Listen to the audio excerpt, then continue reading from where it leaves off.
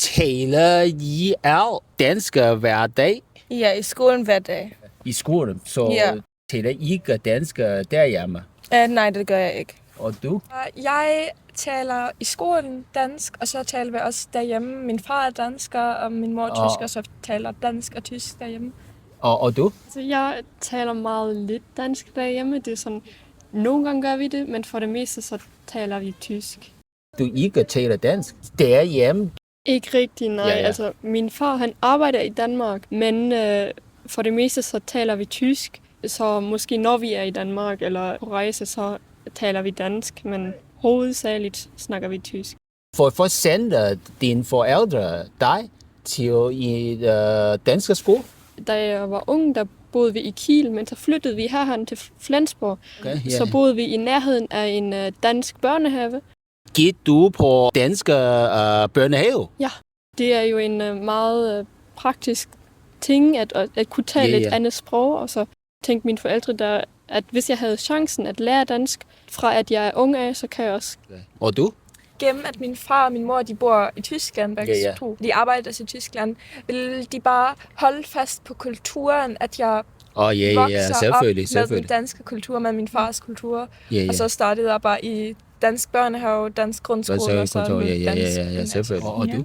Mine forældre kommer begge fra Tyskland. Ja. Jeg bor på en lille ø her i Nordtyskland, på Sild, og vi har kun 2 skoler, en dansk og en tysk skole, og den tyske skole der var meget kriminalitet. Ikke meget kriminalitet, men mere på den danske skole, og så gik jeg i dansk børnehave og i dansk grundskole også her på Duborgskolen.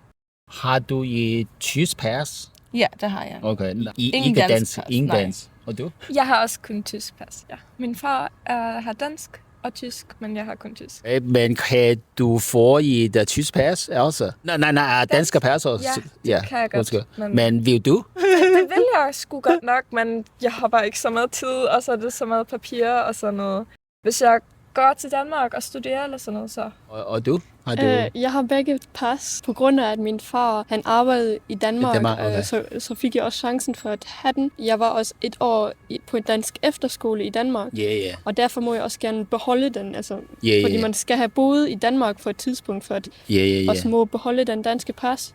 Betragter du dig selv som dansker eller tysker eller begge to? Eller? Sådan, ja, egentlig begge to, fordi det er sådan meget Sydslesvig her. Altså, jeg har jo meget at gøre med dansk, og jeg har mange danske traditioner. Okay. Men så stadigvæk er jeg jo også en tysker, altså jeg bor jo også her i Tyskland. Ja. Og du, betragter du dig selv som dansker eller tysker? Eller? Ja, det er bare sådan lidt fra begge sider. Jeg betragter mig som sydslesviger. Som Det er bare- sydslesviger? Ja. Det er bare sådan Ja, okay. den følelse, sådan lidt dansk, lidt tysk, bare de bedste ting af begge kulturer. Taler du sydslesvig dansk? Og det tror jeg godt nok. Alle her, de taler sådan lidt sydslesvig. Det er sådan bare lidt sådan med tysk og mixed ind og sådan noget. Jeg føler mig kun som tysker, fordi min familie kommer jo også fra Bayern. Ja, Jeg gik kun på den danske skole. Du betragter dig selv som tysk? Ja. 100% Ja. tysk? Okay. Et så spørgsmål. Har du en kæreste, som taler dansk? Nej, det har jeg ikke. Og du? Jeg har også ikke, nej. Nej, og du? Heller ikke, nej. Nej. Vil du finde en kæreste, som kan dansk i fremtiden? Hvis jeg bor i Danmark, så ja, men ikke i Tyskland, fordi de fleste Ja. snakker jo ikke dansk, og her på skolen er der ikke nok variation. Det er sjovt. Og du? Gennem de sprog er det egentlig, jeg kunne godt have en kæreste, der kunne tale tysk, eller kunne dansk, eller Så begge. det er ikke vigtigt? Nej, for mig er det ikke vigtigt, hvilket sprog. Okay. Og du? Jeg tror, altså hvis jeg flytter til Danmark, Vil du flytte til Danmark i fremtiden?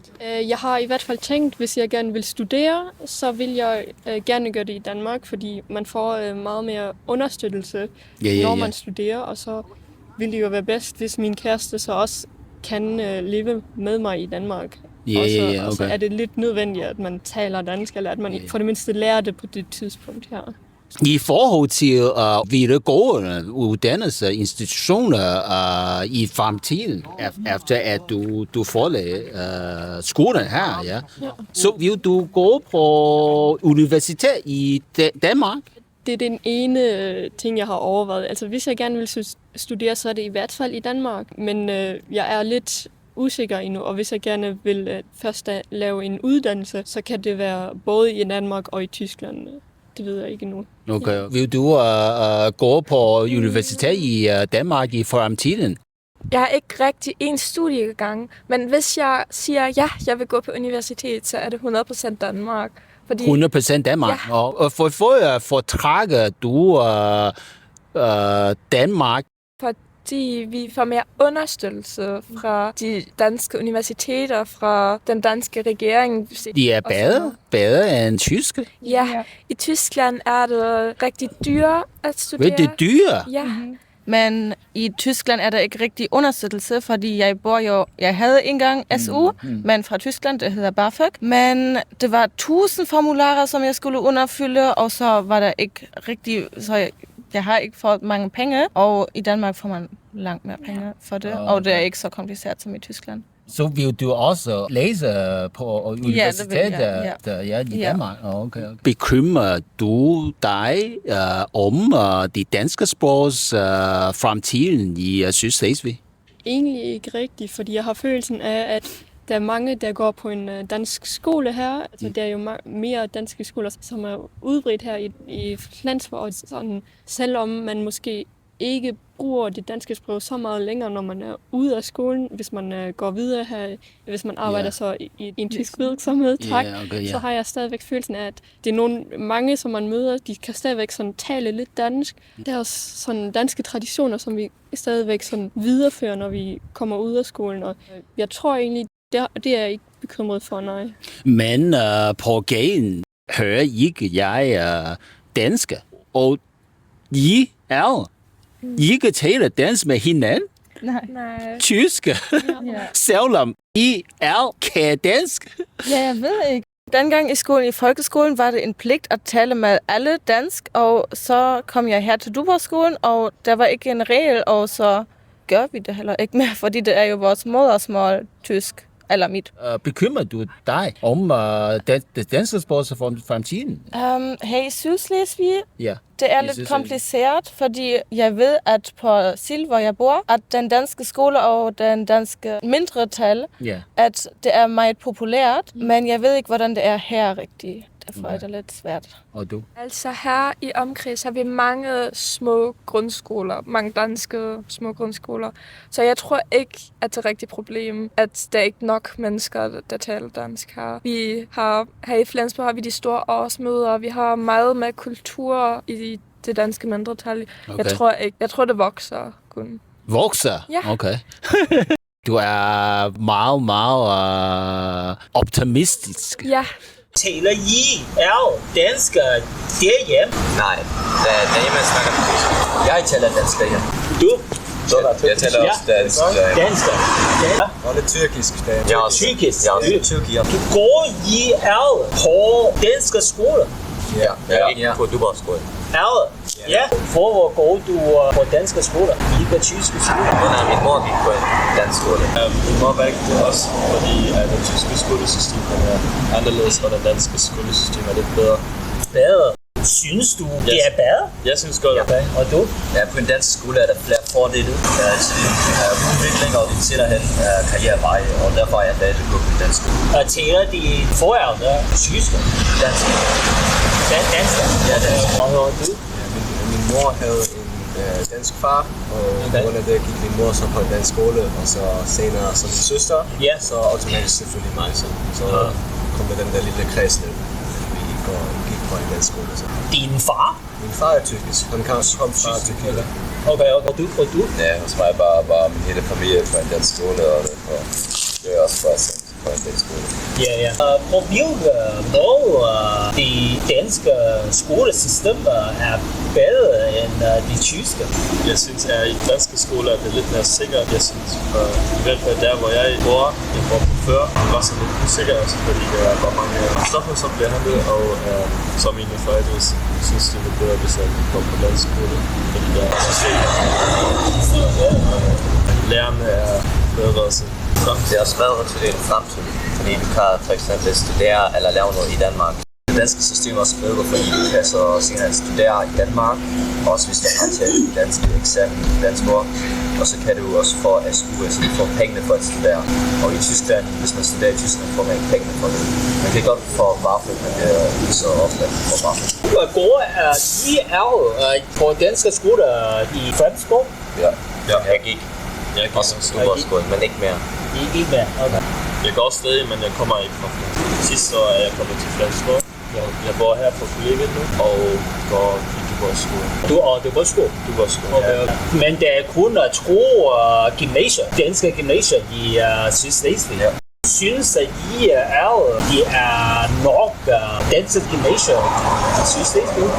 Jeg vil sige, at næsten vi ikke har nok, fordi på Duborgskolen er det cirka 600 elever, der skal være med. Ja. Og jeg synes, det kan måske være lidt for mange. Derfor måske ville det være en god idé at bygge måske en skole endnu her i Flensborg. Hvor bor du? Jeg bor på før, det er sådan en lille ø. Det er de top af Tyskland. Det er langt fra her? Ja, derfor bor jeg her på kollegiet. Men det koster mange penge? Ikke så meget, for det du må jo sove her, og du får mad og sådan noget. Yeah. Og hvis du kører tilbage, det bliver betalt af kollegiet, så jeg har ikke sådan nogle rejsekoster. Kender I nogen, som bor langt fra skolen? Ja, så mange bor jo også her på kollegiet, og de bor jo alle langt fra væk, fordi de bor her jo, fordi de hver morgen kører med tog eller sådan til skolen. Derfor bor de jo også her. Altså, det er rimelig mange. Så synes du, at der er ikke nok i gymnasiet i Sydslesvig? Måske jo færre, jo bedre. Ja, jeg synes, at det kunne godt være sådan 1-2 mere her i Sydslesvig. Fordi, som allerede blev sagt, der er for mange elever på en skole, og så er det lidt for meget. Altså, det skulle fordeles lidt mere. Har I danske pas eller tyske pas? Nej, jeg har tysk pas. Tysk pas? Ja. Kun tysk? Ja, tysk. Tysk, ja. Dine forældre er dansk? Min mor har dansk pas, men jeg kan ikke få dansk pas, fordi min mor har ikke dansk ord. Men senere hen, hvis jeg gerne vil studere i Danmark, så kan jeg godt få en dansk pas. Men kan du få et dansk pas? Ja, jeg kan. Men det er du? Ja, måske. Måske, okay. Altså, hvis jeg studerer i Danmark, så gerne, ja. Okay. Vil du bo i Danmark i fremtiden? Ja. Og du? Jeg har kun tysk pas. Kun tysk pas? Og tyrkisk. Nej, tyrkisk har jeg ikke. Min far. Okay, ja. Og du? Ja, jeg er også kun tysk pas, men min mor har også dansk pas, fordi hun arbejder i Danmark. Arbejder i Danmark? Og hvis jeg studerer i Danmark, så får jeg også en dansk pas. Betragter du dig selv som dansk eller tysker? Mere som tysker. Tysker? Okay, ikke dansk? Ikke helt dansk. Okay, hvorfor? Min familie er en del dansk, men ikke så meget, og jeg bor her siden jeg er født, så det føler mig bare mere. Altså jeg personligt føler mig mest tysk, fordi jeg er ikke så meget at gøre med dansk. Danske ting. Men nu spørger mig, hvor jeg føler mig mest dansk, fordi jeg taler dansk på det meste, og jeg føler mig lidt dansk. Og du? Altså, jeg vil lige sige begge dele, fordi på den ene side bor jeg her i Tyskland. I min omgivelse, alle mine venner uden for skolen taler tysk. Jeg føler mig også dansk, fordi jeg går jo på en dansk skole. Jeg taler dansk derhjemme. Min mor er dansker. Jeg vil lige sige begge dele. Begge dele? Ja. Fordi, altså, jeg har ikke sådan en stort dansk baggrund. Mine bedsteforældre var måske lidt dansk, men det var det. Så vi taler heller ikke dansk derhjemme, så jeg føler mig egentlig mest tysk. Jeg føler mig også i hvert fald tysk. Altså, min familie er ikke nogen fra Danmark. Men, ja. Så jeg føler mig også meget tysk, men vi har en meget stor forbindelse. Har de ældre kæreste, som taler dansk? Du har spillet det. Du har. Han har. Ja, jeg har en dansk kæreste. Danske kæreste? Ikke tyske kæreste, som taler dansk? Nej, så jeg skal bare tale dansk med hende. Og det fungerer også fint. Barriere, sprog. Men hun bor her? Nej, hun bor i Horsens. Det er langt væk. Ja, desværre. Langt fra her. Ja, jeg har en kæreste, men hun er tysker, hun er ikke dansk. Ikke dansk. Nej, ikke dansk. Men er tysk, som taler dansk? Nej, hun taler ikke dansk. Og hun går også på en tysk skole. Vil du lege hende dansker? Ja, hun har også dansk i skolen, så hun lærte sådan lidt, men det er svært at lære en ny sprog, hvis man allerede er 17 år gammel. Så. Jeg har en kæreste, men måske efter videoen. Yeah. Han er brug for en Kæreste. Ja. Som taler dansk. Ja. Måske, okay, som taler dansk. The Turkish James Bond. Og du? Ja, jeg har også en kæreste. Hun er tysker, men hun kan også godt tale dansk. Hvis I alle har børn i fremtiden, vil du sende dem til dansk skole? Altså, hvis jeg har muligheden for det, så i hvert fald, fordi jeg synes, at dansk skole er meget bedre. Systemet er bedre, personerne er ikke sådan, det er bare, det er ikke sådan asociale personer eller sådan noget. Det er meget fede personer, men hvis jeg har muligheden for det. Hvis jeg bor her, men for eksempel i Hamburg eller sådan noget, findes der ikke nogen danske skoler. Hamburg? Ja. Men ingen danske skoler? Nej, desværre ikke. Og måske hvis jeg er ældre, vil jeg flytte til Hamburg. Der findes desværre ikke nogen danske skoler. Så jeg synes, der skulle findes nogle skoler i Hamburg, og danske skoler. Vi er brug for danske skoler i Hamburg. Ikke kun i Flensborg. Overalt. Hvad du? Jeg vil også sende mine børn i danske skoler og dansk skolesystem, og måske bor jeg også i Danmark på et eller andet sted. Okay. Altså, jeg vil sende mine børn i dansk skoler. I hvert fald. Ja, jeg vil jo gerne flytte til Danmark. Flytte til Danmark? Ja. Hvor i Danmark? Det ved jeg ikke præcis. Måske jeres pris, fordi der bor min tante. Jeg er i nærheden af København. Så skal vi... Der er mange muligheder i København. Ja, men jeg vil gerne flytte til min familie derfor. Okay. Og så skal min børn jo selvfølgelig gå på en dansk skole. Så hvis jeg bor i Danmark, så er der jo ingen tyske skoler. Jeg vil sige, i hvert fald hvis jeg har muligheden til at blive børn i et dansk skolesystem, fordi de vokser op med endnu en sprog, og det er jo til fremtiden perfekt. Og jeg synes, min skoletid er også alt og system. Ja, hvis jeg får børn, så kommer de også fra en dansk skole, fordi min familie gør det sådan siden nogle år, og jeg følger bare systemet i min familie. Fortsætter traditioner? Ja. Okay. Danske traditioner?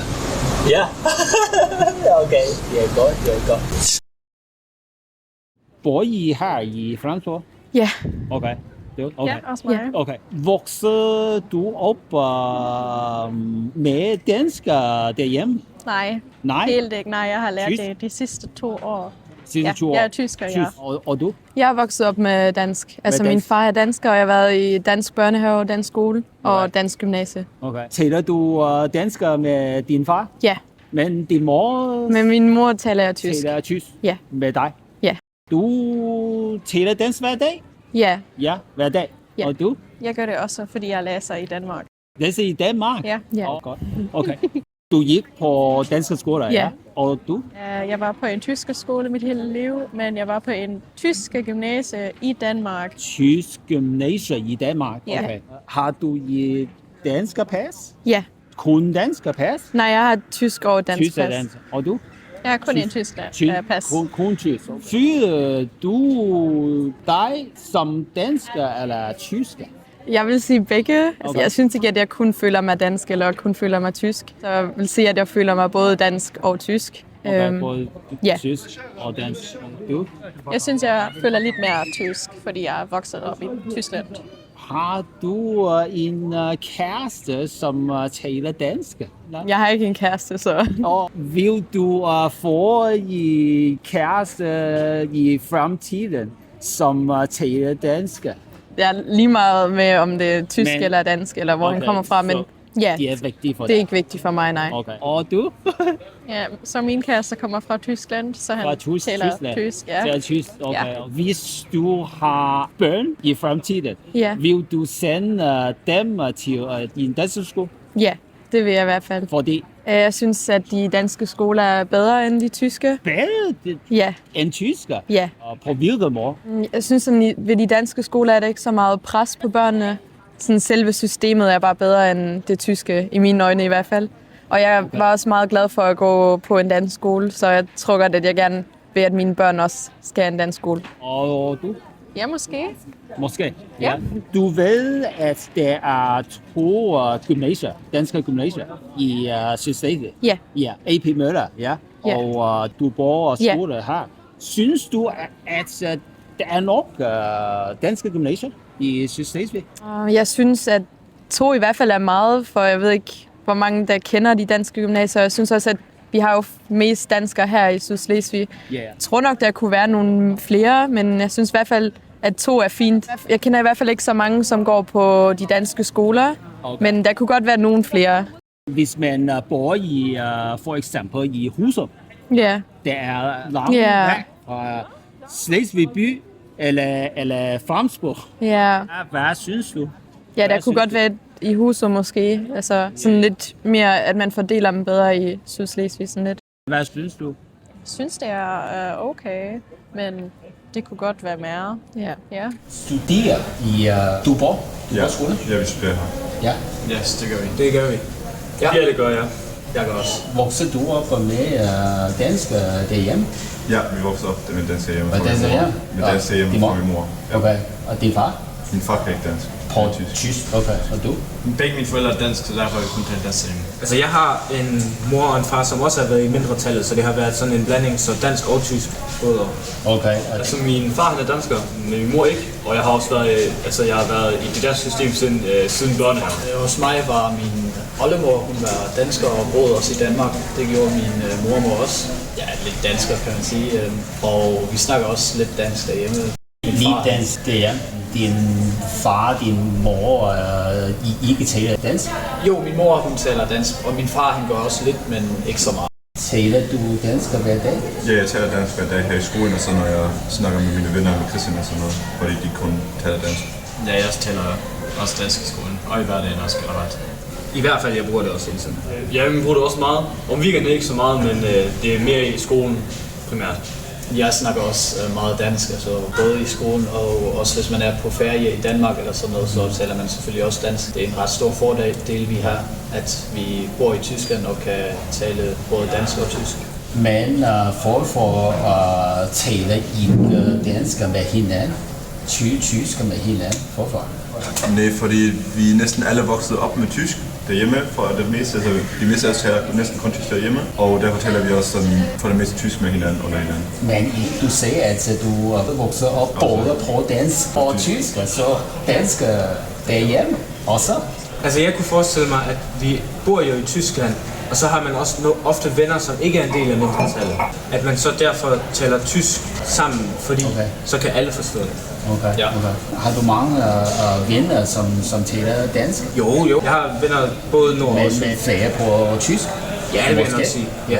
Okay. Ja, det er nok det samme. Altså, det er også, når vi dykker mange, altså jeg tror alle også dykker sport, og så er det også, når vi er så derude, så er det også måske, ikke mange, der kan tale dansk, så det er mere i tyske derovre. Ja. Men, altså man snakker mere tysk i hverdagen, fordi altså, hvis man går ud og handler eller sådan noget, så er det jo heller ikke på dansk, men på tysk. Og også hvis man er med venner eller sådan noget, er det hyppigt på tysk, fordi så kan alle forstå en, og der er ikke nogen, som bliver udgrænset eller noget.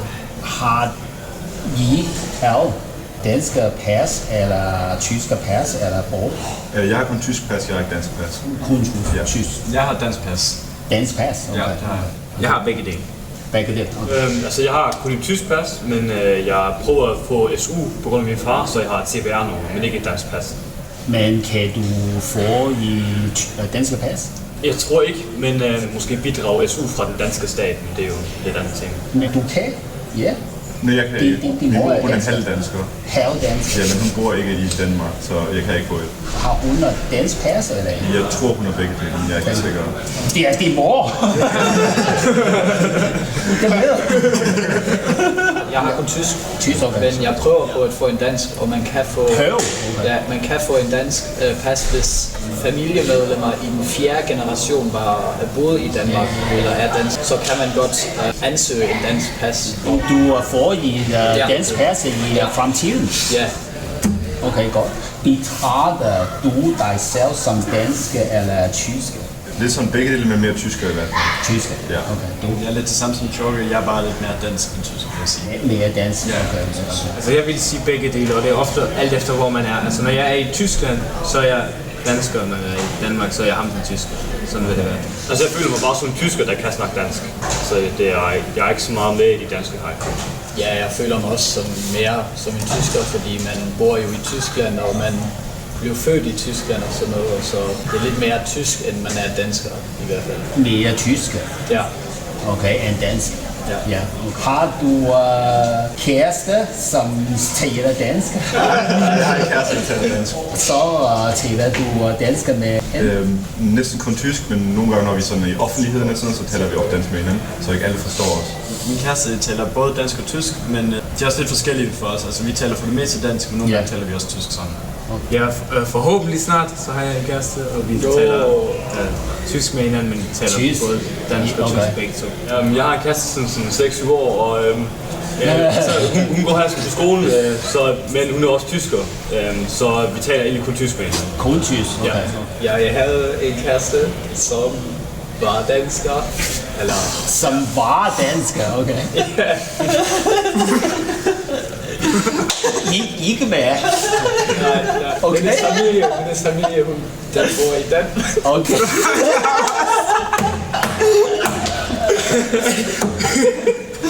Har du børn i fremtiden? Vil du sende dem til dansk skole? Ja, 100%. Ja, 100%? Det vil jeg også gøre, fordi så lærer de multikultur. Det kan jeg rigtig godt lide. Okay. Så ja. Jeg tror også, det er bare en win at tage det, så det skal det helt klart. Ja, jeg synes også bare generelt, det er bare en god mulighed, og så altså flere muligheder åbent for, at man kan studere i Danmark, også i Tyskland. Så det er bare, dansk skolesystem hernede, det er bare bedre, synes jeg. Jeg ville også sende mine børn ind til en dansk skole, fordi altså, undervisningen den fungerer også lidt mere på en øjenhøjde, synes jeg. Den gør i det tyske system, og så også det med fordelen og sådan noget. Det er bedre end det tyske system? Ja. På hvilken måde det er bedre? Ja, man skal, altså her taler man jo sådan med fornavn og sådan noget til lærerne, og det gør man ikke i Tyskland. Der snakker man med efternavn, og det er mere sådan i høflig form, og lærerne, jeg vil ikke sige, at de tror, at de er noget bedre, end vi er, men nogle gange kan man tænke det. Ja, det vil jeg også lige sige noget til, fordi altså, især for sådan yngre børn, når man kommer i skole, så er man måske 6-7 år. Jeg tror, de kan vinde rigtig meget af at have et godt samvær, også med læreren, at de har en person mere, de kan gå hen og tale til. Og det har de så ikke nødvendigvis i det tyske på samme måde, fordi der er lidt mere distance imellem lærer og elev. Der er kun 2 gymnasier i Sydslesvig. Synes I at det er nok gymnasier, danske gymnasier? Ja, jeg tror, det er nok med 2. Altså, jeg kunne godt tænke mig, at der måske kommer mere, altså 1 mere eller 2 mere måske, men jeg tror, det er nok med 2. Ja, måske 1-2 mere, vil jeg faktisk sige. Måske et sted ude på landet, hvor der er svært for børn at komme ind til storbyen. Det er jo alt efter, hvor mange man vil have til at gå på et gymnasie. Jeg tror, det giver mening at have et gymnasie, der er så stort, mere end at have 6-7 små gymnasier. Altså, jeg tror også, at 1-2 gymnasier, det er fint. Men altså, jeg synes, det er mere grundskoler, danske grundskoler, hvor det kan være mere i områder. Fordi for småbørn er det ikke så svært at komme fra Slesvig til Flensborg lige nu. Så derfor synes jeg, at som grundskoler op til 10. klasse kunne der være mere, men gymnasier er der nok. Ja, jeg synes også på et gymnasie skal der være mange. Hvis man bor i Rusland, det er lang vej. Ja, det er lang vej. Frem og tilbage, 3 timer. Jeg tror, men der er mange, der sover sådan hele ugen her i kollektet, sådan gaden op. Og der er også mange fra Sønder sådan noget, der bor der, eller før eller sådan noget. Det jeg vil sige, det er, vi har jo et kollekt deroppe, hvor folk bor. Og det er jo kun til fods, er det kun 6 minutter op fra kollegiet herned til fods. Så det er folk, der bor fra Før eller fra Husum eller lignende, der så bor deroppe. Og så kan de gå hver dag til skolen. Altså de bor der for mad, de kan sove, de har sådan et eget værelse. Og så. Hvor I er i folkeskole? Nej, jeg er ikke. Du har det sikkert. Halv timer? Fra her? Jeg er faktisk 1 time. I 1 time? Wow, det er lang vej. Ja. Jeg bor her i byen, jeg bor sådan 5 minutter væk. 5. Jeg ved, at der er kun 2 danske gymnasier i Sydslesvig. 1 time fra hjemme, det er lang vej, så synes du, at der er nok gymnasier, danske gymnasier i Sydslesvig? Nej, det synes jeg ikke. Altså, kulturgymnasier her i Sydslesvig er Nej. Ja, jeg kører faktisk over 1,5 time med bussen bare til skole. Frem og tilbage? Kun én gang. Altså, frem og tilbage er det faktisk 3 timer. 3 timer? Ja, altså derfor okay. Ja. Det er meget svært for dig. Ja. Hvor bor du? Det er sådan... Nibe? Ja. Nordfrisland? Ja. Synes du, at det er nok danske gymnasier? Jeg tror faktisk ikke, det er nok tilbud, at der er ikke noget, som det er sådan noget, som ikke kan bruge det. Til du danske gymnasier? Nej, det er til det er ikke altså forældre, der taler dansk. Det er så vildt. Forstår til engelsk. Hvor er det? Altså, nej. Min søster skal også på den skole. Jeg taler ikke. På grund af min mor. Nej, heller ikke, men mine forældre kan også tale dansk. De har også arbejdet i Danmark. Du taler tysk? Ja. Alle taler tysk. Hvorfor er dine forældre sender til danske skole? Mine forældre har sendt mig på dansk. Jeg har faktisk kommet lidt senere til Tyskland, og så kommer fra England. Jeg har haft mange altså, min mor synes bare, at det danske system er bedre. Altså, meget bedre end tysk. Hvorfor er det bedre? Altså, en gang er det, hvis man skal læse efterskole, så har man meget flere muligheder af at få til Tyskland, men også til Danmark. Og i Danmark får man jo også meget mere understøttelse, når man skal læse senere. Og også lige ved grænsen er det jo meget. Efter at du forlagde skolen i Tyskland, vil du læse måske universitet eller videregående uddannelsesinstitutioner i Danmark? Ja. Og du? Det er lidt det samme som her. Ja. Og mine forældre har også sendt mig i danske børnehaver, og så fordi de arbejdede i Danmark på det tidspunkt. Så derfor de kendte til det danske system, og synes det var godt. Har du et danske pas eller tyske pas? Jeg har kun et tyske pas. Kun tyske pas? Det er også kun tysk. Betragter du dig selv som tysk eller dansk? Altså, jeg synes, det er sådan, måske sådan en mix. Altså, fordi jeg ved faktisk, at jeg går på senere hen i Danmark. Jeg opbygger et liv i Danmark i Tyskland. Derfor er det sådan. Ja, mig tror jeg også en lille mix, fordi det er jo også vokset med tysk måde, altså både dansk og tysk. Jeg føler mig i Tyskland, tror jeg, mere dansk, og så i Danmark mere tysk. Men du har kun tysk pas? Ja, men jeg var på efterskole og sådan noget. Så et år i Danmark, så er det lidt, at jeg tænker på den danske måde i Tyskland, og omvendt på den tyske måde i Danmark. Kan du få et dansk pas? Jeg tror, det er nemmere for os, når vi går til Danmark, men du skal stadig svare på de der spørgsmål. Nemmere fordi vi er mindretal, tror jeg. Og har du kæreste, som taler dansk? Nej. Okay. Taler du dansk med din kæreste? Kun en lille smule, altså ikke så meget. Ikke så meget? Ikke så meget. Men så på tysk? Ja. Okay. Hvorfor ikke på? Jeg tror bare, at vi også sådan taler tysk derhjemme, og så taler man også med hinanden. Altså, jeg vil tale også lidt dansk med hinanden, men så mere sådan tysk. Går han på danske skole? Okay, også. Okay. Hvis har du børn, vil du sende dine børn til danske skole? Jeg tror godt, man gerne vil gøre det, men alligevel har jeg ikke så mange, så jeg vil gå til Danmark og det går også i Danmark. Ja, så vil jeg også gerne flytte til Danmark, så er det også en dansk skole. Hvis du bor i Sydslesvig i fremtiden, vil du sende dine børn til dansk skole? Ja. Og du? Jeg vil også, hvis jeg bliver her, så vil jeg også sende det på dansk skole, fordi jeg tror, systemet er bedre. Det er sådan, det ser Heino, vores skoleleder, og så altid at hierarkiet er ikke så er meget flad. Der er mere digitalt og sådan noget. Jeg tror, det er bedre. Bor du i Flensborg? Nej. Altså, jeg bor i Storvig. Jeg bor også i Storvig. Jeg bor også i Storvig. Og voksede I op med dansk derhjemme? Min hele familie gik på en dansk skole, og derfor går jeg også på en, og ja, vi vokser op med dansk sprog hjemme. Derhjemme? Ja. Okay. Så din far og din mor taler dansk med dig? Ja, nogle gange. Kun nogle gange? Ja.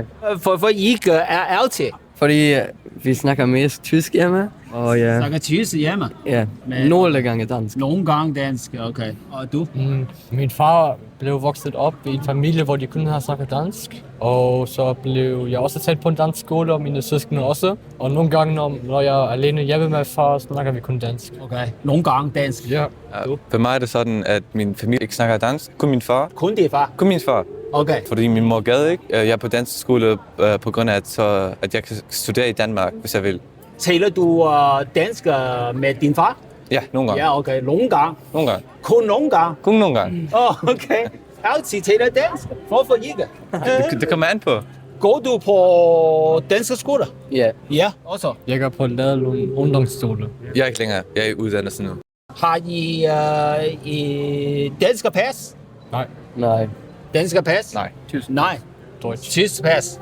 Betragter du dig selv som det tyske eller danske? Mere som en tysker, fordi jeg er vokset op i Tyskland, og jeg blev født i Tyskland. Ikke rigtig som dansker. Nej. Jeg føler mig mere som tysker, og lidt som dansker. Jeg er ret meget i Danmark egentlig. Vokset op med dansk end tysk, men jeg synes, jeg er mere tysker, fordi jeg bor i Tyskland. Jeg er født i Tyskland. For mig er det faktisk det samme. Jeg føler mig som tysker, fordi jeg også skal leve efter den tyske kultur. Har du en kæreste, som taler dansk? Ja. Taler dansk? Nej, vi taler tysk, men vi kan begge dansk, fordi vi går på en dansk skole begge. Men vi snakker egentlig kun tysk. Kun tysk? Ja. Og du? Jeg er også en kæreste, men vi snakker kun tysk. Jeg er faktisk en kæreste. Men hvis jeg har en kæreste, og hun kan dansk, så taler vi, tror jeg, også dansk. Godt. Hvis har du børn i fremtiden, vil du sende dem til dansk skole? Ja. Ja, fordi min hele familie gik på en dansk skole, og så vil jeg lave det videre, at også min familie går på en dansk skole. Ja. Okay, Fordi jeg var også på en dansk skole, og så synes jeg, at de også kan gøre det for det.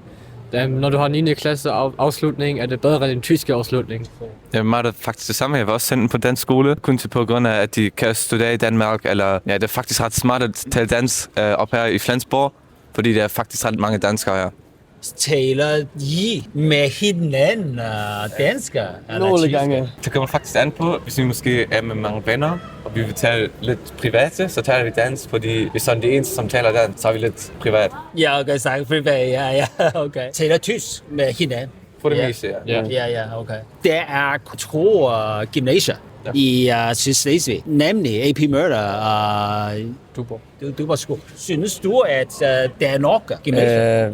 Det vil jeg faktisk ikke, fordi jeg ikke gik på sådan et gymnasie. Jeg tror, det kunne være mere end de vi har her. Altså, der kunne komme lidt, måske mere danske gymnasier. Ja. Og du? Jeg siger 2, det er sikkert ikke nok, fordi mange bor for langt væk for dem. Havde du venner, som både langt væk fra gymnasier? Ja. Okay. En ven af mig bor for eksempel i Ekanførde, og der er ingen i nærhed. Og du? Det var sgu mere gymnasier her, fordi kun 2 er ikke meget, ikke for denne menneskeantal her. Jeg tror faktisk, at der ville være mere her, så ville også mere mennesker lære dansk, øve dansk. Har I mange venner, som taler dansk? Nej, ikke så mange. Ikke men så mange. Nogle, altså. Mere på tysk? Altså, jeg har mere venner, de snakker tysk end dansk. Altså, jeg har nogen, der snakker dansk, men ikke så mange, som jeg har venner, de snakker tysk. Okay. Og du? Mine meste venner kan snakke tysk og dansk. Du? For mig er det faktisk samme. Jeg har venner, som taler dansk, og jeg har venner, som taler tysk. Det varierer. bor du i Eggenførne? Ja, jeg bor her. Ja. Jeg bor også her. Okay. Vokser du op med dansk derhjemme som de modersmål? Ja. Ja. Jeg bor op med morsprog tysk. Tysk, og hvorfor taler du dansk? Jeg lærte dansk i skolen. I den danske skole. Og i danske skole? Ja. Okay. Har du tyske forældre, som ikke taler dansk? Ja, de forstår ingen dansk. Hvorfor dine forældre sender dig til en dansk skole? Ja, så at jeg kan lære mere kultur at kende. Og den danske kultur. Okay. I begge taler dansk med hinanden? Nej. Hvorfor ikke på dansk? Kun nogle gange. Okay. Hvis der er folk, som ikke skal forstå os, Ja. så snakker vi dansk. Ikke forstå. Har du danske forældre eller tyske forældre? Min far er dansk. Okay, og de var danske. Og han taler dansk? Nogle gange, men ikke så ofte. Så at du taler tysk med ham? Nogle gange dansk, nogle gange tysk. Nogle gange på tysk, nogle gange på dansk? Ja. Okay. Hvorfor ikke altid på dansk? Fordi det er svært at forstå. Svært at forstå? Ja. Han taler lidt dansk? Ja, lidt dansk. Lidt dansk, og du gik i dansk skole? Ja, stadigvæk. Okay, du også? Nej, ikke mere. Ikke mere? Okay. Går du gymnasiet, dansk gymnasiet? Jeg går danske gymnasium. I Slesvig by? Ja, i Slesvig, ja. Okay. AP Møller? Ja. Okay. Der er kun 2 gymnasier i Sydslesvig. Ja. Tænker du, der er nok danske gymnasier i Sydslesvig? Nej. Ikke nok? Ikke nok. Taler I dansk hver dag? Når vi har skole, tror jeg faktisk nok, at vi snakker dansk hver dag. Jeg snakker også sådan lidt mere dansk i min hverdag, fordi det er ofte, at jeg også går til Danmark. Jeg har lidt familie i Danmark også. Så du har familie i Danmark? Ja. Taler du dansk derhjemme? Altså nogle gange med min mor. Nogle gange med din mor, så din mor taler dansk? Ja, men hun er ikke dansker, men hun taler dansk, fordi hun arbejder også på en dansk skole. Og din far? Min far snakker også dansk. Han boede også i Danmark i et stykke tid. Ikke mere, men jeg har stadigvæk nogle familie, som min bror og sådan noget i Danmark. Så du taler tysk med din far? Ja. Men får I ikke på dansk? Vi er jo i Tyskland. Jeg voksede jo også op i Tyskland og sådan noget. Tyskland er jo min modersprog sådan. Okay. Og du? Jeg snakker også egentlig kun i skolen dansk, men sjældent snakker jeg med min mor. Din mor taler dansk? Ja, hun arbejder også i Danmark, og vi har også boet for nogle par år siden i Danmark, men det er også lang tid tilbage. Men ellers, altså, jeg snakker også for det meste kun tysk, fordi det er sådan, vi har også det er mit modersprog, og det er sådan bare lidt nemmere at sådan snakke med på tysk. Okay. I taler tysk med hinanden, ja? Ja. Hvorfor ikke på dansk? Måske nogle gange på dansk? Altså jo lige nu for eksempel snakker vi jo dansk. Det kommer sådan bare lidt naturligt, når man snakker tysk, når man voksede jo op i Tyskland. Ja, selvfølgelig. Tror jeg, at vi begge to snakker bare på tysk på refleks, og ikke virkelig tænker på at snakke på dansk. Okay.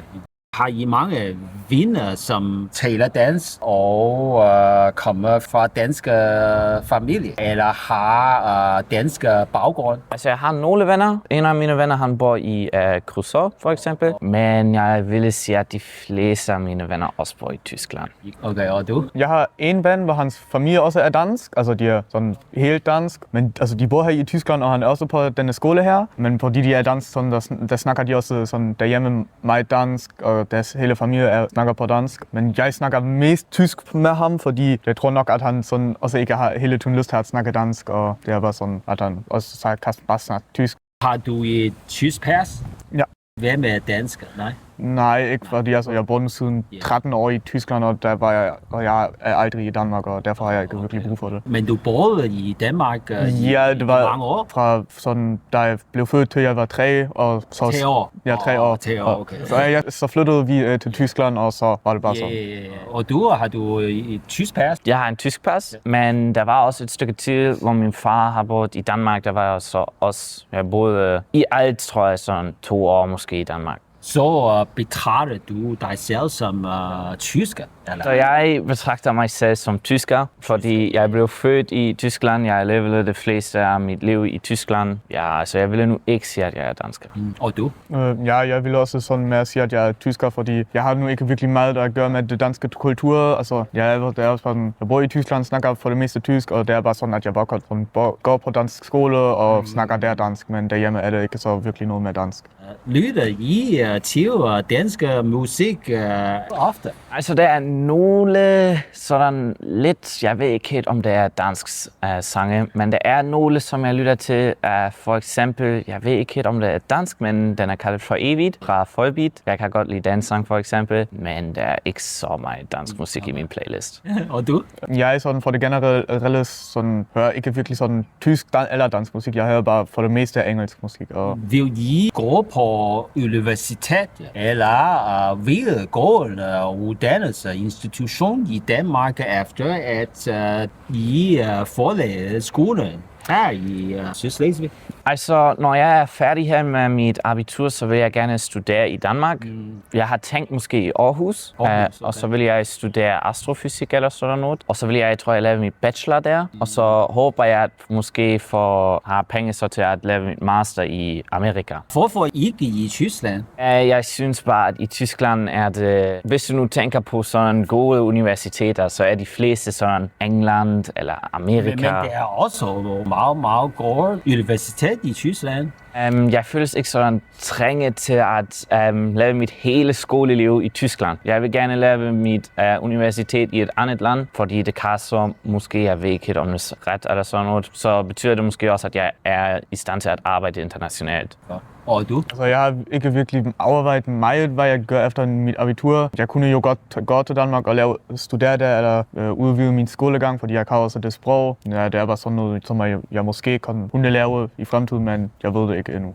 Har du en kæreste, som taler dansk?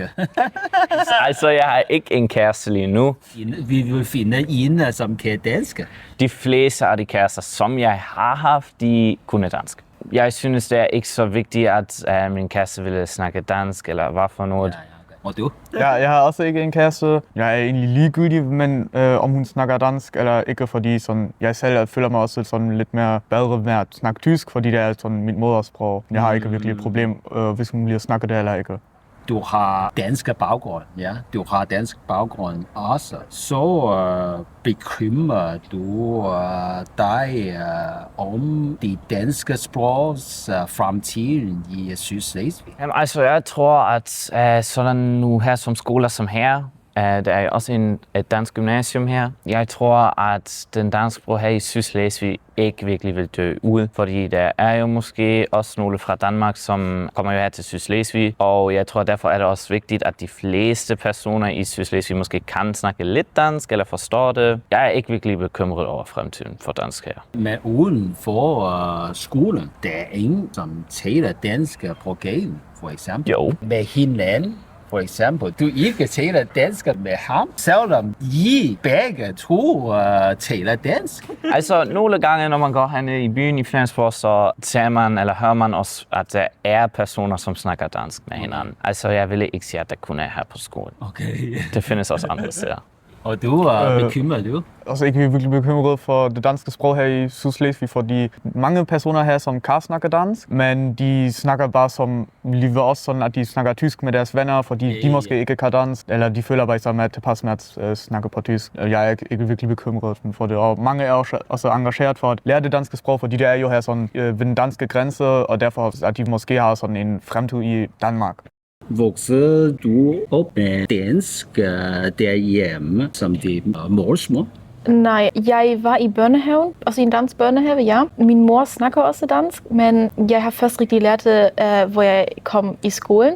Men din mor er tysk eller dansk? Eller? Tysker, men hun kan snakke dansk. Tysk? Okay, okay. Din far? Han er også tysker. Tysk, okay. Hvorfor din mor og din far sendte du til en dansk skole? Jeg har også spurgt den en gang, og de sagde, at de danske skoler og børnehaver, der findes ikke noget som racisme eller sådan noget. Alle blev accepteret, og det er bare en god stemning der. Ingen mobning, altså ikke så meget, og det er bare en punkt, hvor mine forældre har sagt, at de gerne vil det. Bedre stemning end tyske skoler. Ja. Ja. Det er vigtigt. Og du? Jeg er også opvokset i et tysk hushold. Tysker? Ja, altså min mor er tysker, min far han er også tysker. De snakker slet ikke dansk. Ikke dansk? Altså de forstår det heller ikke. Og jeg kom i den danske børnehave, da jeg var 3 år skulle lære det så. Og snakker med hinanden på dansk? Eller på tysk? I fritiden på tysk, men i skolen prøver vi at snakke dansk sammen. Ja. Bor du i Slesvig by? Nej. Vi kommer begge fra lidt længere væk. Ja. Jeg kommer fra Nordfrisland. Ja. Nordfrisland? Ja. Wow. Og jeg kommer fra Kappeln, altså lidt bag ved Kappeln endnu. Det er ved Slien, er det lidt længere væk. Så hver dag du rejser tilbage hjem? Ja. Wow. Det er så langt. Går du på danske skoler her? Jeg går på Duborgskolen, som er lige heroppe. Du også? Ja, også ja. Og taler du dansk hver dag? Jeg taler dansk hver dag, også nogle gange derhjemme. Derhjemme også? Din mor og din far taler dansk? Min mor taler lidt dansk, men min far han gør ikke. Min hele familie er fra Tyskland, men vi har boet i Danmark. Og du? Vi taler derhjemme også dansk, og i skolen så egentlig hver dag, ja. Din forældre taler dansk med dig? Ja, min mor og min far, han taler ikke så god dansk, men han kan forstå det. Din mor er fra Danmark, eller? Nej, hun er også fra Tyskland. Fra Tyskland. Men din mor tilhører det danske mindretal i Tyskland, og din mor? Min mor, hun har ikke noget med det danske mindretal at gøre, egentlig. Vi har bare boet deroppe i 5 år, men vi flyttede tilbage til Flensborg. Der er kun 2 gymnasier i Sydslesvig, nemlig Duborg og Epimør i Slesvig by. Synes du, at det er nok gymnasier, danske gymnasier i Sydslesvig? Jeg synes, det skal måske være 2-3 mere, fordi det er jo også mange normale danske skoler her i Flensborg, men ikke så mange gymnasier. Hvis for mange børn vil gå på gymnasier, så er der jo ikke nok. Det kan godt være lidt mere. Har du venner på skolen, som bor langt væk fra skolen? Ja, de fleste bor i Vejle eller Harrigslev, men jeg er også et par stykker, som bor i Danmark, lige over grænsen. Og du? Synes du, at det er nok gymnasium? Nej, jeg synes heller ikke, at det er nok. Vi skulle have lidt mere, fordi hvis der er mange børn, som vil have gymnasium, så skal de alle gå til Flensborg, og så er der rigtig mange børn på et skole, og det er så lidt for mig. Udover venner på danske skoler, har du andre venner, som taler dansk også? Ja, jeg har mange venner, som også taler dansk, som går på andre skoler som Jens Jessen eller sådan noget. Andre skoler? I Flensborg, ja. Okay. Og du? Ja, egentlig det samme. Jeg har venner fra Jørgensby-skolen. Jeg er lige her i Rødeberg. Ja, og har jeg også nogle venner på Jens Jessen-skolen. Og på Gustav. Har du en tysk pas, eller? Jeg har et tysk pas og et tysk ID, fordi jeg bor her i Tyskland. Men hvor jeg boede i Danmark, så har jeg også dansk ID. Men nu har jeg tysk igen. Okay, tysk pas? Ja. Og du? Jeg har kun en tysk pas. Tysk pas? Ja. Og betragter du dig selv som dansk eller tysker? Egentlig mere som tysker. Men jeg synes, det er ret sjovt, hvis jeg går med venner i byen, og så ser vi nogle tyskere, som laver sig lidt sjov, og danskerne. Og så kunne vi bare tale dansk, og så taler de altid engelsk med os. Og du? Jeg betragter mig selv også som en tysker, fordi jeg er også født i Tyskland. Har du kæreste, som taler dansk? Min kæreste er dansker, og hun er også på en dansk efterskole. Som bor i Flensborg? Nej, hun bor ikke i Flensborg. Okay. Hun bor også i Danmark. Okay, wow. Afstand kæresten? Altså, den er ikke for lang, men hun er også meget i Flensborg, fordi hun har samme venner her i Flensborg. Har du en kæreste, som taler dansk? Ja, som Heidi, fordi vi er ikke helt kærester, men hun går også på en dansk skole og snakker også dansk.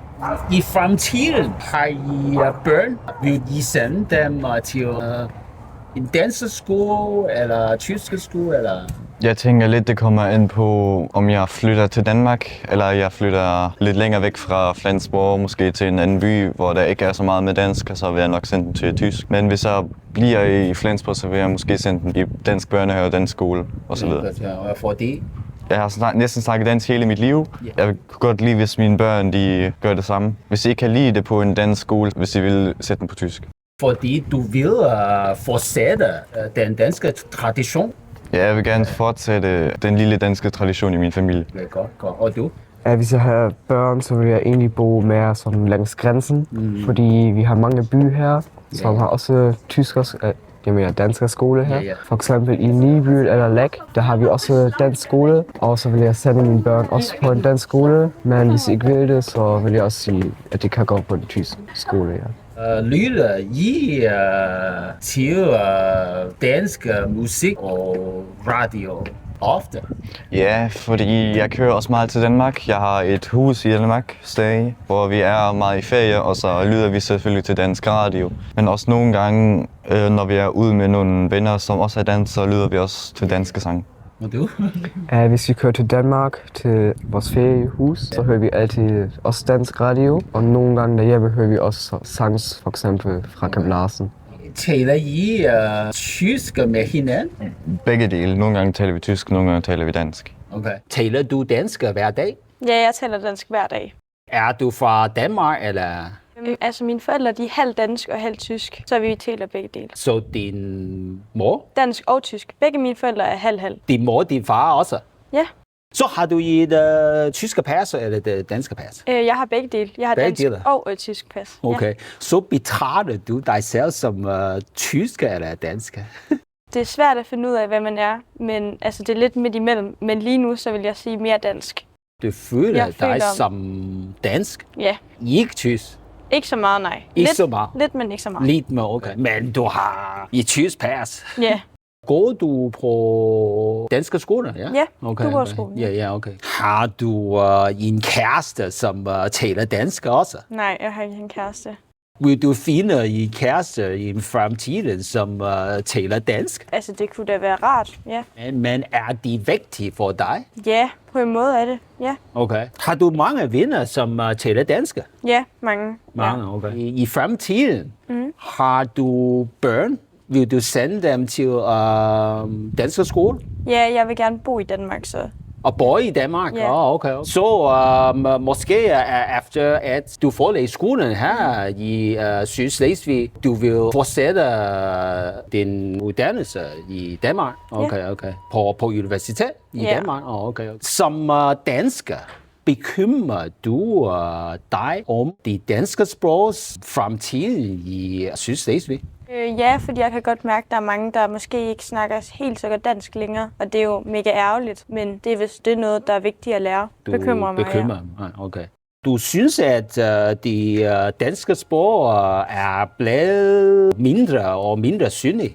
På en måde er det, ja. På en måde, okay. Voksede du op med dansk derhjemme?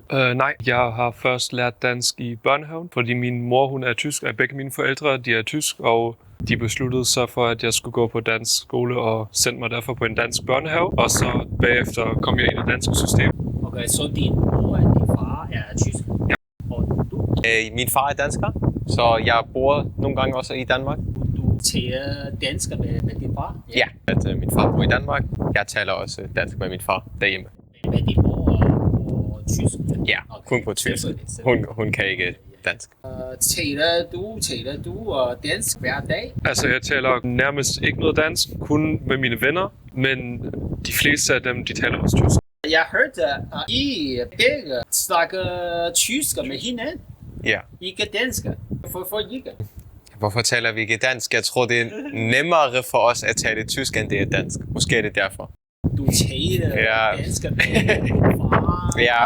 Du kan dansk også. Hvorfor ikke tale dansk med hinanden? Jeg tror, det er bare fordi tysk er mit første sprog. Ja. Dansk og engelsk, det er bare noget, jeg taler for det meste i skolen. Okay, så du har så mange venner, som taler dansk? Nej, jeg tror, de fleste er tyskere. Tyske er fleste tyskere. Og du? Ja, næsten på samme måde. Jeg tror, alle kan dansk, men vi taler alle tysk. fordi det er bedre og måske nemmere. Altså jeg tror det er virkelig, fordi det er nemmere. Ikke fordi vi ikke kan det danske sprog, fordi det kan vi jo, men det er sådan, vi taler med vores venner. Ja. Du føler dig som dansk eller tysk? Ja, det er jo det, som vi typisk har i Sydslesvig, at vi ikke kan rigtig sige, om vi føler dansk eller tysk. Fordi jeg vil sige, at jeg føler mig begge to ting. Fordi altså, den ene store del er fra min mor, den ene store del er fra min far, så jeg vil sige, at jeg har begge to ting i mig. Dansk og tysk. Og tysk? Ja. Har du et tysk pas? Dansk og tysk. Okay. Og du? Jeg føler mig mere tysk. Jeg har også kun det tyske pas, men jeg tror alligevel, at det har mange fordele at kunne begge sprog. Så du betragter dig selv som tysk, ikke dansk? Nej, ikke så meget, fordi hele min familie er jo tysk. Hvorfor sendte de forældre dig til dansk skole? Altså, jeg tror, min mor, hun synes, det var spændende at blive vokset op med 2 sprog, både dansk og tysk. Og jeg tror, at i den her region i Sydslesvig har mange fordele at kunne begge sprog, fordi altså, vi er meget fleksible. Men alle i Sydslesvig kan tysk, så ikke så vigtigt for dig at lære dansk. Måske. Ja, jeg tror, at det er fordi, vi så er så tæt på grænsen. Og nu er det jo også, at vi går på en dansk skole. At de meste fra os går videre til Danmark. Også hvis vi måske føler os mere tysk, og det tror jeg, det er en stor del, der gør her der på den her skole. Er det, at mange jo, altså vi får jo et dansk og et tysk studentereksamen, hvor vi bagefter går næsten alle ud til Danmark og studerer. Jeg tror også, at en af de største ting der er, at mange har muligheden at gå til begge lande. Tyskland og Danmark. Og så kan de studere i begge lande. Du nogle gange bor i Danmark.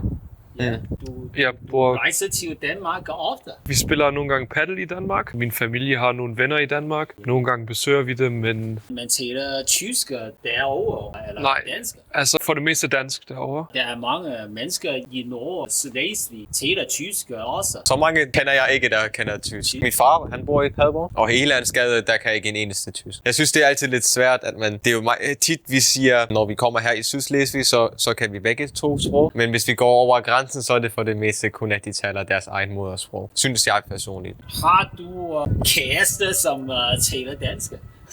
Nej.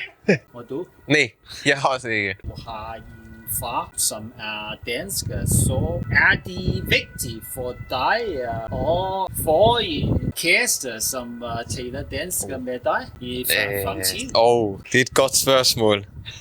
Jeg tror langsigtet måske gerne, fordi når jeg får børn senere, vil jeg også meget gerne tage dem med i det danske system. Måske er det ikke pligt, at min kæreste skal tale dansk, men at hun accepterer, at vi måske går den danske vej, og i hvert fald lærer at kende den danske kultur. Fordi det er altid noget, det der er i mig, så det vil ikke blive mistet. Vil du bo i Danmark i fremtiden? Nej, det tror jeg ikke. Måske have et sommerhus eller noget i den stil. Men hvorfor ikke? Jeg tror, jeg har mere fordele i Tyskland, end jeg har i Danmark. Hvad det bagefter med mit job angår. Du synes, at der er flere muligheder for at arbejde i Tyskland end i Danmark?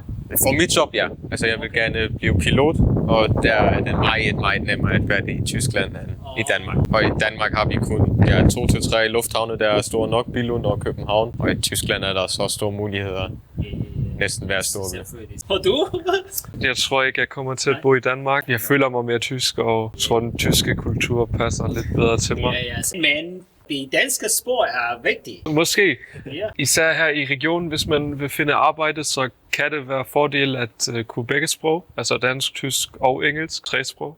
Hvis du har børn i fremtiden, vil du sende dem til en dansk skole? Ja, 100%. Bare fordi jeg kan lide det danske system bedre. Det har mange fordele. Men system bedre end tysk? Ja, meget bedre, synes jeg. Men på hvilken måde er bedre? Så er det, altså, vi har jo ikke et Sie, som vi har i Tyskland. Det hedder Sitzen, og her er det jo kun du, som jeg synes personligt er bedre. Du taler jo kun med du. Det er jo kun dronning eller kronprinsen eller et eller andet, du taler med. Ja, deres majestæt for eksempel. Og her er det blandt andet også karaktersystemene er bedre. Du har 2 muligheder. Du opvokser med tysk og dansk. Du kan studere i Danmark, du kan studere i Tyskland. Det er på samme måde, om du har tysk eller dansk, det er næsten lige meget. Jeg vil altid prioritere det, at man tager det dansk-tyske system. Det er jo ikke kun helt dansk, men det er jo en dansk skole. Så. Jeg ser det på næsten den samme måde. Altså det danske system har fordelen. Jeg personligt har oplevet det fra 1. til 10. klasse. Det var på en skole. Og det findes der ikke i Tyskland. Der skal du skifte mange gange, jeg tror, efter 4. klasse. Og 6. Og så 10. Og så 10. Det er mange forandringer og sådan noget. Og det danske system, det er lidt mere fastbundet. Okay, så du vil sende dine børn i fremtiden til danske skole? Ja. Bor du her? Nej. Jeg bor i Hanved. Og du? Valdsbøl, det er sådan lige ved siden af Hanved. Der er kun 2 gymnasier i Sydslesvig. AP Møller i Slesvig by, og her du bor. Synes du, der er nok danske gymnasier i Sydslesvig? Fordi du rejser hver dag? Tager I en time? Bil er en halv time. Okay. Med bussen er det en time. Men tilbage... Så er der igen en time. Ja. 2 timer? Ja, 2 timer. Så er det for langt for dig at rejse frem og tilbage hver dag? Nej, jeg tror ikke, fordi som sagt er det ikke noget, det er jo noget skolen kan gøre for. Det jeg tror jeg Flensborg byen, der måske har lidt problemer med sine busforbindelser. Så jeg synes ikke, det er for langt, fordi altså Duborgskolen er, jeg vil også ikke sige, at den er fyldt eller et eller andet i den stil. Så vi har ikke behov for endnu flere skoler. Og den ligger jo meget centralt, så jeg tror ikke, vi kan have det bedre. Og der vil ikke komme et dansk eller et dansk gymnasium i Hanved eller i lignende. Nej, det vil ikke betale sig. Man må så sige, at for de elever, der bor meget længe udfor, måske 1 time eller 2 timer eller sådan noget, de har så muligheden for at bo på kollegiet. Ja, altså der kommer også her fra skolen kommer der mange fra Sylt, eller Sild, som hedder jo på dansk. Eller fra de små øer, der kommer omkring, der også ligger i Vesten. Og de bor så blandt andet her om ugen og kører så om weekenden hjem. Og det er så lidt den alternativ metode, man tager. Bor du i Flensborg? Det gør jeg efterhånden igen. Jeg har været væk i 3 år, som jeg tilbragte i Australien, hvor jeg er født. Okay. Men så flyttede jeg tilbage hertil. Flyttede tilbage, okay. Så har du i pas australsk? Jeg har både det australske og det tyske pas. Og tyske pas, så ikke dansk pas? Ikke dansk pas, ikke pas, okay. Danske, de er nære med passene. Man må ikke have dual så tit. Hvorfor taler du dansk? Min familie flyttede her til Flensborg, da jeg var 8 år gammel. Mine forældre de mødtes i Australien, hvor jeg er født. Min far kommer fra Danmark, og min mor kommer fra Tyskland. Og så var Flensborg ligesom middelpunktet. Okay, så taler du dansk med din far? Jeg taler både dansk og engelsk med min far, ja. Okay, og taler du dansk hver dag? Jeg taler sikkert mere engelsk med min far efterhånden, end jeg gør dansk. Jeg har ikke så meget at gøre med det danske mindretal her for tiden. I Flensborg har jeg sikkert flere tyske venner her for tiden. Nej, dansk er ikke mit hverdagssprog. Nej, ikke hver dag? Ikke hver dag, ikke hver dag, okay. Gik du på dansk skole? Yes, jeg har været først her på Gustav Johansen skolen, og så senere hen på Duborgskolen. Du sagde til mig, at du har ikke dansk pas. Men din far er dansk? Min far er dansk, og han har kun det danske pas. Ja, kun det danske pas. Okay, så hvorfor ikke fik I danske pas, du? Mine forældre, de er ikke gift. Fordi jeg er født i Australien, har jeg automatisk det australske pas. Og fordi min mor har det tyske også, så har jeg arvet det tyske. Hvis nu jeg vil beslutte mig for, hey, jeg vil flytte til Danmark, og min far er dansker, så måske kan jeg også godt få det danske pas, så vil det danske stat sige, hey, det må du godt, men så skal du altså beslutte dig for, hvilken nationalitet du gerne vil være. Hvis du vil være dansker, så må du ikke være tysker og australsk længere. Det har ikke været det værd, der har ikke været grund til at få det danske pas, specielt fordi når man har været i det danske skolesystem, og man er medlem af det danske mindretal, så er der mange ligestillelsesret i Danmark, som man profiterer af.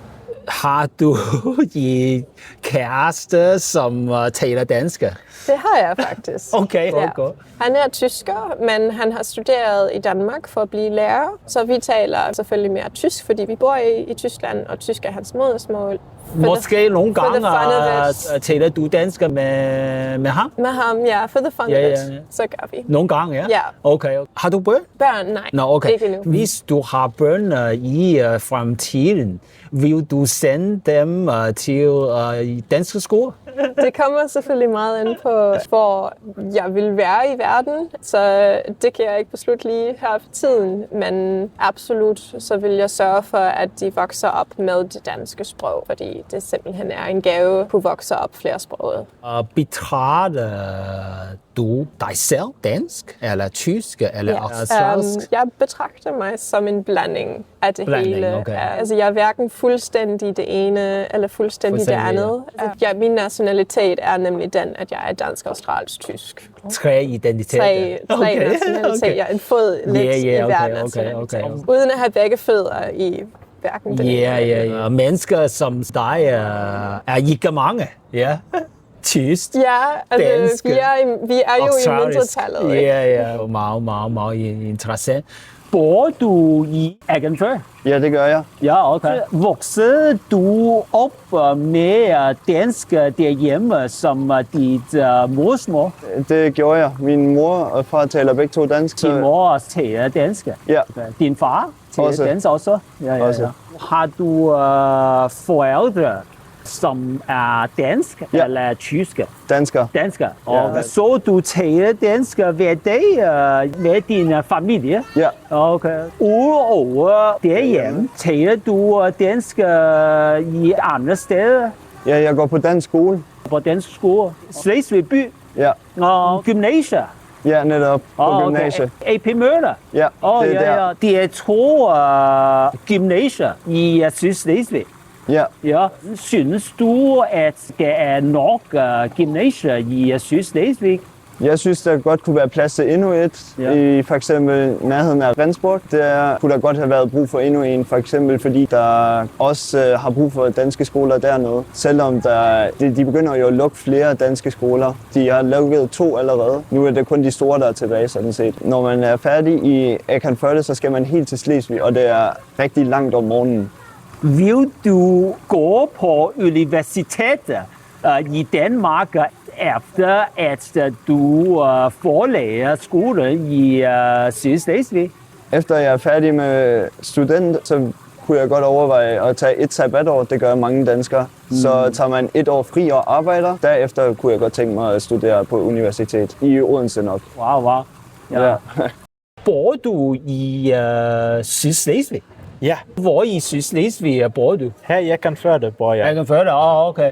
Voksede du op med dansk som dit morsmål derhjemme? Nej. Mine forældre taler begge 2 tysk, men min far er lærer på en dansk skole. Derfor kom jeg også til at komme på det danske skolesystem, og nu er jeg på dansk skole. Kæmpe godt, ja. Din far? Han er ikke dansker. Nej, ikke dansker? Min far er også tysker. Tysker også? Okay. En meget sej skole. Alle folkene er de er som et stort fællesskab. Ja. Taler du dansk hver dag? Ja, i skolen. Men kun i skolen, ikke hos min familie derhjemme. Men din far taler dansk? Ja. Ja. Taler du dansk med din far? Nej, mine forældre er adskilt, så jeg er bare hos min mor, men hos hende taler jeg bare tysk. Og også mine søskende, de taler også dansk. Okay. Min mor også. Hvorfor taler du ikke dansk med dine søskende? Ja, fordi tysk er vores modersprog. Derfor taler vi altid lidt tysk i stedet for dansk. Kun på skolen taler du dansk? Ja, hele tiden. Okay. Har du et dansk pas eller tysk pas? Jeg har tysk pas. Tysk pas, og hvorfor ikke dansk pas? Ja, fordi for det danske pas skal man have boet 2 år i Danmark. Mindst 2 år i Danmark? Lige præcis. Eller man skal have dansk forældre. Har du venner, som taler dansk her? Faktisk har jeg ret mange venner, som kommer fra Danmark, som også har dansk som deres modersprog. Med dem snakker jeg nogle gange dansk, nogle gange tysk, ligesom det lige passer. Går du på danske skoler her i Ekenfør? Før i tiden gik jeg her i Ekenfør på dansk skole, men nu er Ekenfør kun til 10. klasse. Og fra 10. klasse så skal du til Slesvig for at gå på skole, så det er 11., 12., 13. årgang, så er du. Du går på AP Møller skolen? Lige præcis. Men det er kun 2 gymnasier i Sydslesvig. Ja, men der er heller ikke så mange mennesker, som taler dansk her i Sydslesvig, derfor det er nok. 2 gymnasier er nok. Okay. Så bor du i Flensborg? Ja, jeg bor her i et lille sted her tæt på Hanved, men jeg bor her i Flensborg nu, og også vokset op her i Flensborg. Er du født i Flensborg? Ja. Voksede du op med danskere derhjemme? Ikke rigtigt. Mine bedsteforældre, en del af dem, min mormor, hun er dansk, men mine forældre selv, de er egentlig tysk. Okay. Altså, vi har lang historie bag i min familie, hvor vi har nogle danske, der hører jeg direkte til, men det mere har været sproget, og sådan, det har været tysk sprog derhjemme, men der er nogle danske elementer, der har spillet med ind. Dine forældre taler ikke dansk? De kan tale dansk en lille smule, men det er mere på grund af, at vi har været på ferie op i Danmark og besøge nogle venner der, men det er ikke rigtig familie, der er dansk. Vi har tysk familie, altså mine bedsteforældre er størstedel alle tysk, men det er bare sådan med ferie og så andre sociale kontakter, altså venner, der er tosproget, som er danskere, men har lært at tale tysk, og sådan er vi kommet til det danske sprog her. Ikke de forældre på danske skole? Nej, de har været på tyske skoler. Tyske skoler, okay. Og du? Jeg har været på dansk skole. Siden jeg har været lille, siden 1. klasse op til 13. årgang nu, har jeg været på en dansk skole. Okay, godt. Har du i dansk pas? Nej, desværre ikke. Jeg har kun tysk pas.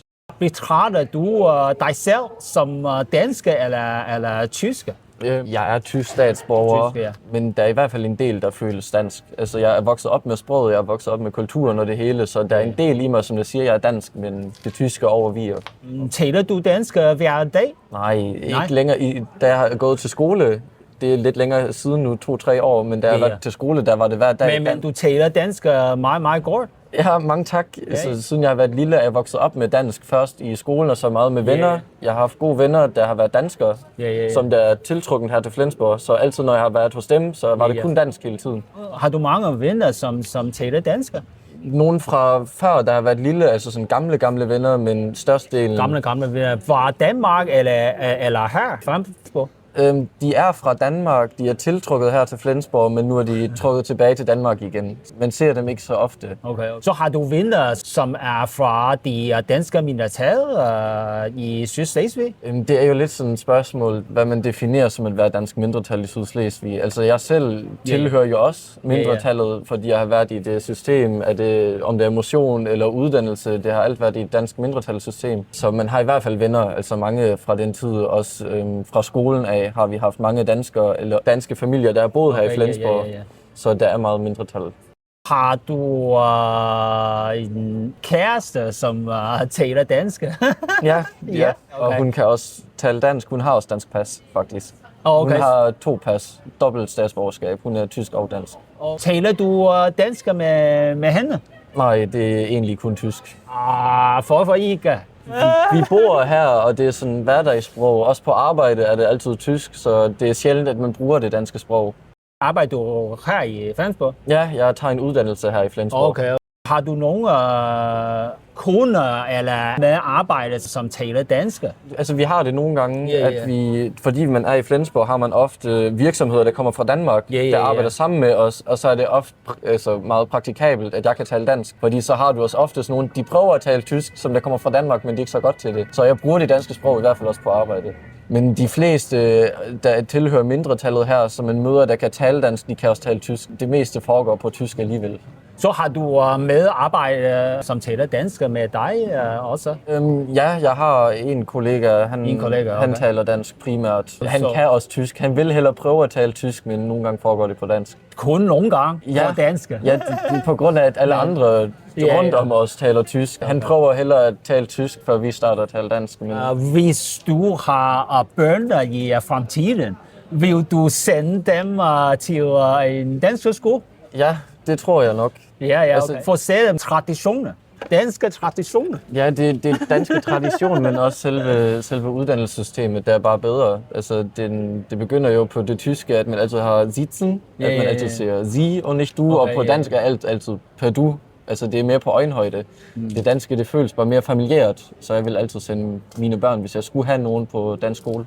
Der er kun 2 gymnasier Ja, danske gymnasier i Sydslesvig. AP Møller i Sydslesvig by. Og her, ja, det er Duborg. Ja, det er Duborg. Synes du, at der er nok danske gymnasier i Sydslesvig? Altså, jeg har selv været på Duborg-skolen. Duborg-skole, ja. Og det har været lidt trængt. Altså, vi har været mange mennesker, der er mange unge mennesker. Men jeg ved ikke, hvad tallene siger. Så længe der ikke er flere, der har behov for at komme på dansk skole, vil jeg sige, det er nok. Men hvis der er mange, der ikke kan på dansk skole, så skulle man måske overveje, om der skal være en tredje. Men havde du venner fra Duborg-skolen, som boede i for eksempel Niber eller Husum? Ja, det har vi haft. Nogle, alene i min klasse har der været 2, tror jeg nok. Jeg har 2, der kom fra Nibøl, så de havde lang skolevej. Ja. Klager de? Nogle gange ja, så brokkede de så, at vejen var meget lang, men tilpassede sig bare. Altså det var ikke så mange, der havde lang vej. De fleste kom virkelig her fra Flensborg eller rundt om. Og voksede du op med tysk derhjemme? Jeg flyttede til Tyskland, da jeg allerede var født, så jeg har for det meste haft den tyske kultur omkring mig, altså i forhold til venner. Så dine forældre taler tysk med dig? Nej, dansk. Dansk? Ja. Går du på tysk skole? Altså, jeg gik på en dansk skole i Tyskland, som havde tysk som fag. Har du tysk pas eller dansk pas? Nej, jeg har dansk pas. Dansk pas? Ja. Så betragter du dig selv som tysker eller dansker? Dansker. Dansker? Ja. Betragter du dig selv som dansk mindretal i Tyskland. Dansker mindretal i Tyskland? Ja.